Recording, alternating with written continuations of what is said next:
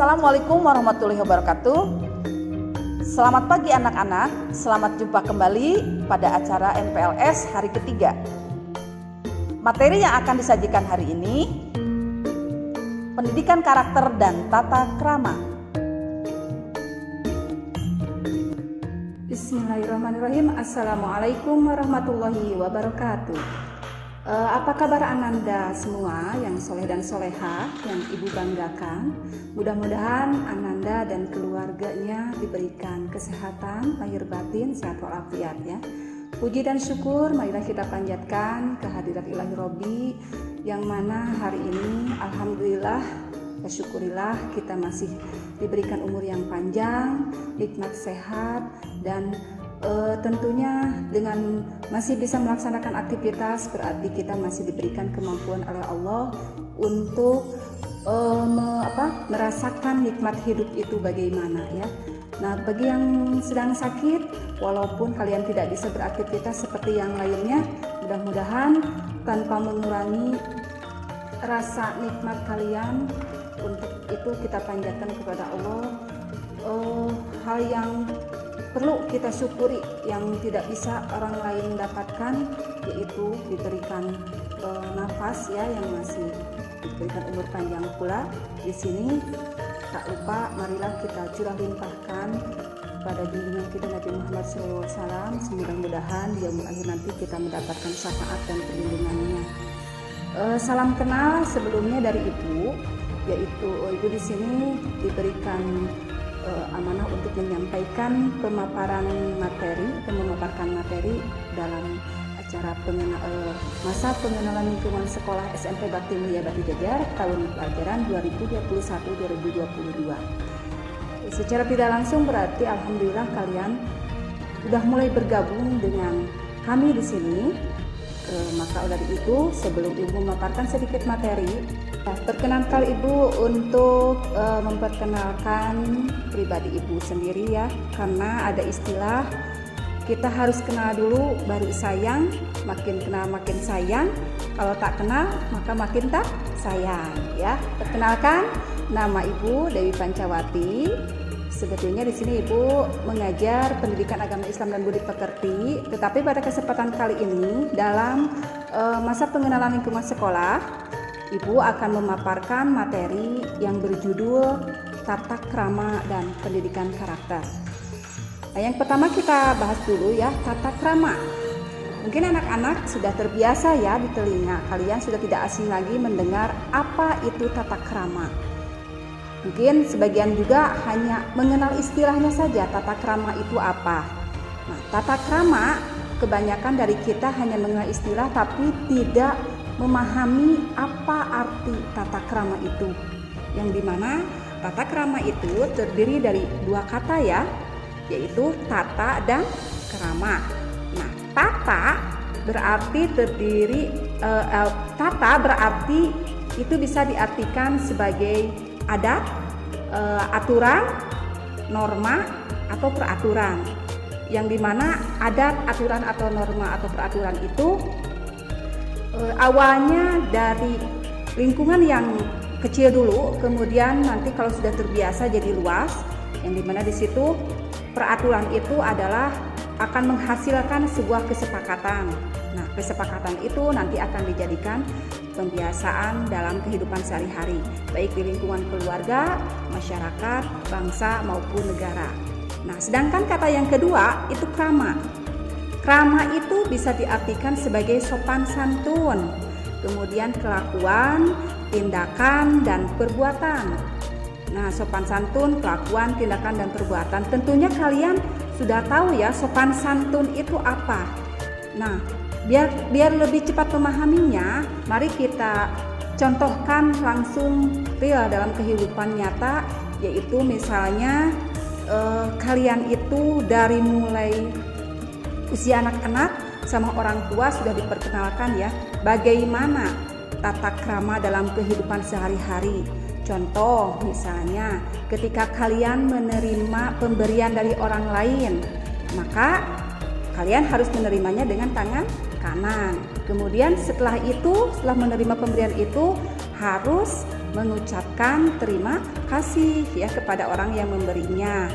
Nah, itu salah satu contoh tata krama atau sopan santun yang sering kalian lakukan dalam kehidupan sehari-hari yang dicontohkan oleh orang tua kalian dari sejak kecil. Dan itu tentu saja ada ya, dalam agamanya juga ada aturan seperti itu.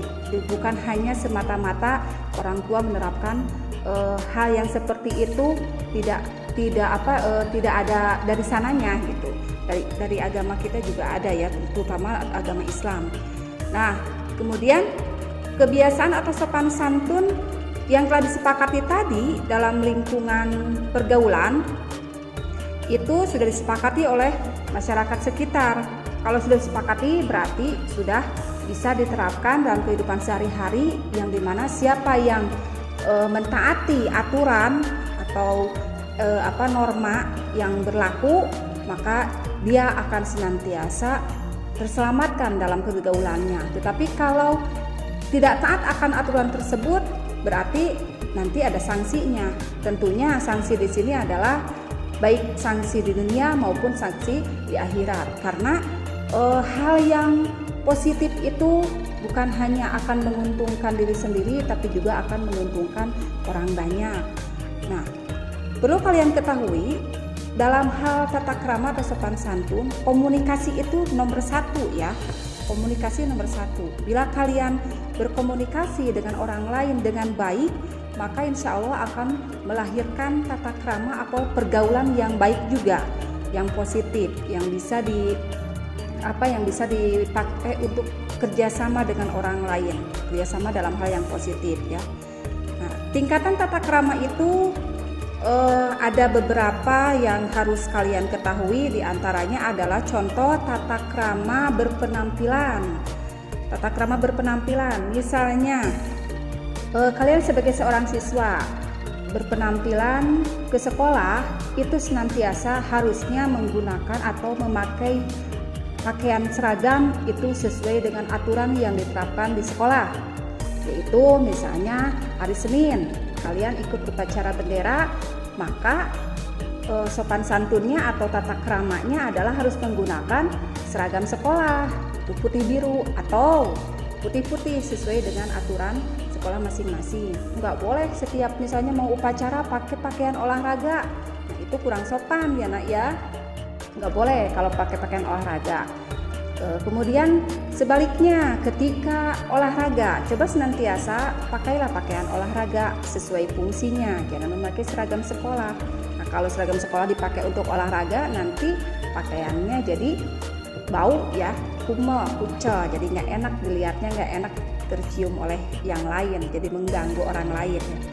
Nah, kemudian yang tadi pakai seragam putih biru, itu bagi anak yang disiplin, yang mematuhi aturan sekolah, harus lengkap mulai dari topi, dasi, atribut, kemudian sabuk, dan seragam keatasannya itu dimasukkan ke dalam bawahannya ya, yang laki-laki celana panjang atau perempuan rok panjang, kemudian memakai sepatunya sepatu hitam, tidak boleh sembarangan. Dan kaos kakinya sesuai aturan harus memakai kaos kaki warna putih, tidak boleh warna-warni ya, karena kalian sudah SMP bukan TK lagi. Kemudian tata krama yang lain contohnya adalah cara berjalan. Cara berjalan misalnya kalian berjalan dengan berjumlahkan 3 orang, 2 orang laki-laki dan 1 orang perempuan. Nah, yang laki-laki itu harusnya senantiasa misalnya berjalannya itu di pinggir jalan yang hampir ke jalan raya ya. Fungsinya apa? Untuk melindungi wanita atau perempuan. Atau misalnya ketika berjalan ada 2 orang laki-laki dan 1 orang perempuan, maka laki-laki di kiri kanan dan perempuannya di tengah. Sama ya, fungsinya untuk melindungi perempuan. Kemudian tata krama yang selanjutnya contohnya adalah tata krama makan. Nah, ketika makan itu ada aturannya, baik ada aturannya, dan ini adalah ada hadisnya juga ya, tidak sembarangan manusia menerapkan aturan makan. Semua peraturan itu bersumber dari agama ya. Contoh misalnya aturan makan, ketika minum, kalian tidak boleh sambil berdiri. Misalnya kan ada hadisnya ya, la takul qaimah atau la tasrob qaimah. Tidak boleh makan sambil berdiri dan tidak boleh minum sambil berdiri. Nah itu bukan semata-mata hanya peribahasa aja ya, tapi itu aturan loh. Aturan di sini ada manfaatnya. Karena apa? Nanti kalau kalian melanggar aturan tersebut, selain kalian dosa yang diperbuat, juga dari segi kesehatan itu tidak baik kalau kalian makan dan minum sambil berdiri. Kemudian tata krama atau sopan santun ketika makan itu adalah tidak boleh sambil bicara, tidak boleh sambil ngobrol. Kemudian kalau makannya dengan orang tua, lebih baik yang mengambil dahulu makanan tersebut adalah persilahkan orang tua, kita terakhir. Dan kemudian ketika kita batuk misalnya, batuk itu sebaiknya ditutup dengan tangan, tidak boleh langsung dikeluarkan, apalagi kita sedang berada di tempat umum. Kemudian contoh selanjutnya adalah tata krama atau sopan santun ketika sedang berada di fasilitas umum. Nah, fasilitas umum itu contohnya di pusat perbelanjaan atau di masjid-masjid umum, pokoknya tempat-tempat yang sering dikunjungi oleh orang banyak ya. Contoh tata krama di fasilitas umum itu misalnya kita masuk ke toilet umum.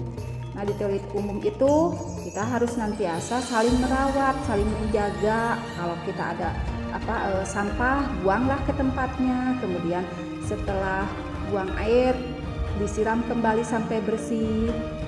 Atau misalnya menemukan sampah di luar, mari kita buang sampah itu ke tempat sampah, ke tong sampah. Dan contoh hal lainnya adalah kita misalnya sedang berada di taman tempat umum ya, itu senantiasa kalau kalian merasa bertanggung jawab, merasa ingin peduli lingkungan, rawatlah taman itu bersama-sama. Jadi jangan sampai merusak taman tersebut ya. Nah, itu mungkin sedikit gambaran tentang tata krama ya, atau aturan sopan santun yang dimana awalnya itu hanya sebuah aturan yang sudah disepakati, kemudian dari aturan tersebut nanti akan menjadi kebiasaan buat kita semua. Mudah-mudahan sedikit materi ini bisa bermanfaat untuk kalian. Nah, yang kedua itu tentang pendidikan karakter ya. Tentang pendidikan karakter. Sebetulnya pendidikan karakter ini sangatlah penting, terutama di masa pandemi sekarang ya, melihat teknologi yang semakin canggih. Justru kalau di sekolah-sekolah tidak diterapkan pendidikan karakter, itu akan mengalami krisis moral. Krisis moral yang dimana krisis moral itu akan sulit untuk diatasi dan sampai sekarang pun belum tuntas ya mengatasi krisis moral pada anak-anak remaja di lingkungan masyarakat bangsa dan negara saat ini. Nah, sebelumnya pendidikan karakter itu Ibu artikan dulu ya, diantaranya adalah segala usaha yang dapat dilakukan untuk mempengaruhi karakter siswa.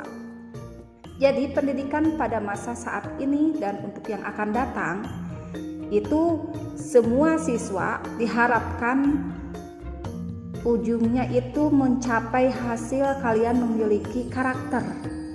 Jadi tidak hanya cerdas secara intelektual, tapi juga harus cerdas secara emosional ya, harus cerdas secara emosional. Karena berdasarkan penelitian seperti di Amerika Serikat, kemudian di Cina, di Jepang, mereka itu anak-anak atau siswa yang berhasil atau sukses itu pendidikan karakternya dulu yang diutamakan. Jadi 80% itu asalnya dari penerapan pendidikan karakter, yaitu cerdas secara emosional. Dan 20%-nya itu hanya cerdas secara intelektual.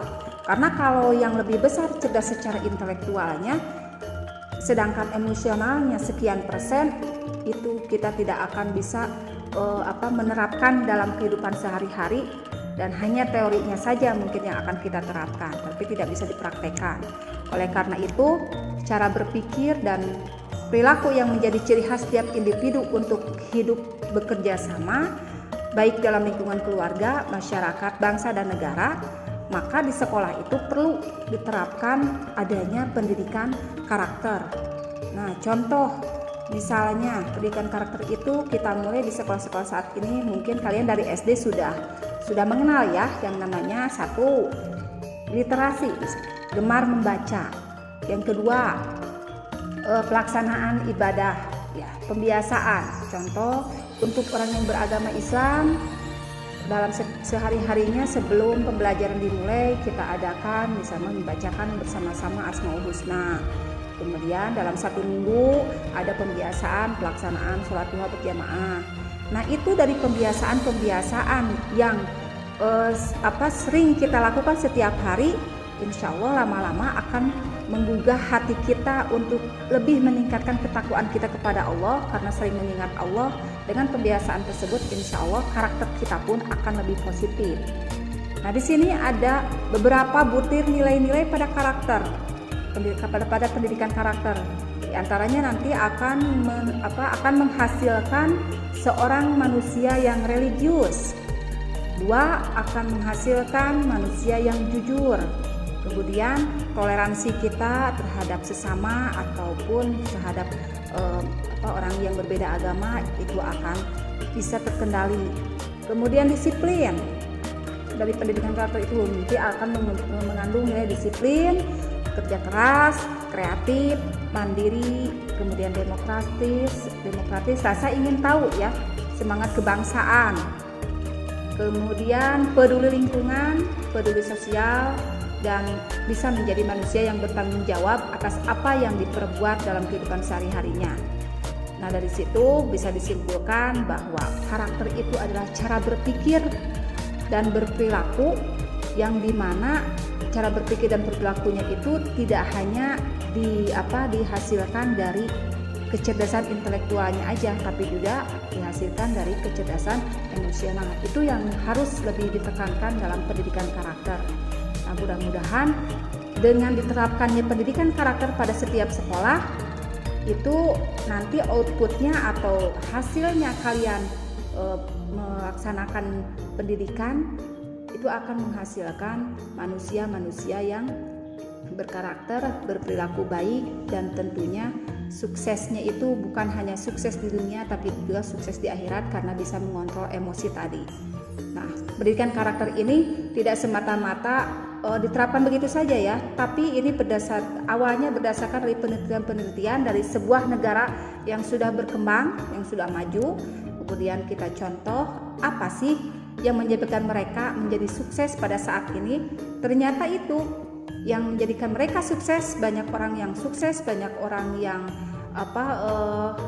bisa melakukan usaha mandiri untuk masa depannya, itu yang berperan besar adalah dari pendidikan karakter itu sendiri ya.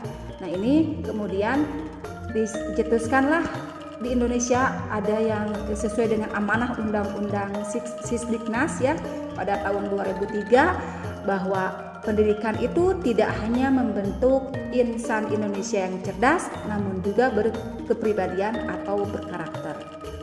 Nah, anak-anak, mungkin hanya segitu saja pemaparan dari Ibu, walaupun singkat atau materinya sedikit, tapi mudah-mudahan tidak menutup nilai manfaatnya untuk dapat dilaksanakan di dunia atau di akhirat dalam lingkungan hidup sehari-hari maupun di masyarakat, keluarga, bangsa, dan negara.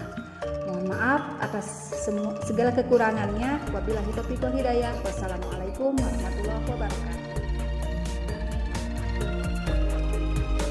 Demikian acara kegiatan MPLS tahun pelajaran 2021-2022. Alhamdulillah telah berjalan dengan baik dan lancar sesuai dengan yang diharapkan. Satu harapan dari kami sebagai pendidik, semoga semua siswa baru dapat belajar dengan sungguh-sungguh agar cita-cita kalian kelak di kemudian hari dapat diraih. Wabillahi taufiq wal hidayah. Wassalamualaikum warahmatullahi wabarakatuh.